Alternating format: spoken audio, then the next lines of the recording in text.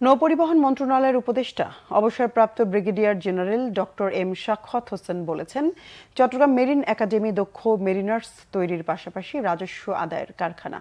সোমবার সকালে চট্টগ্রামে দেশের প্রথম মেরিন একাডেমি পরিদর্শনে গিয়ে তিনি সাংবাদিকদের কথা বলেন। দেশের বিভিন্ন স্থানে প্রয়োজনের অতিরিক্ত বিভিন্ন প্রতিষ্ঠান গড়ে তোলা হলেও দক্ষ জনবল তৈরি, সঠিক ব্যবস্থাপনা না থাকা, পাঠদানে অসঙ্গতি, মানের ক্ষেত্রে আপোষ সহ নানা অসন্তুষ্টির কথা তুলে ধরেন তিনি।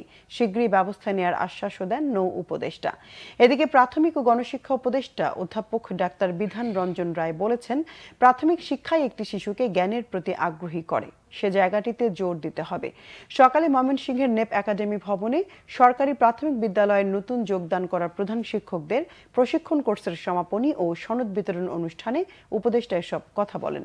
অন্যদিকে মৎস্য প্রাণী সম্পদ মন্ত্রণালয়ের উপদেষ্টা ফরিদা আক্তার বলেছেন, বাংলাদেশের সংখ্যালঘু সংখ্যাগুরু বলে কিছু নেই, সবাই একটি পরিবার, সকলে মিলেই উৎসব মুখর পরিবেশে দুর্গাপূজা উদযাপন করার আহ্বান জানান তিনি।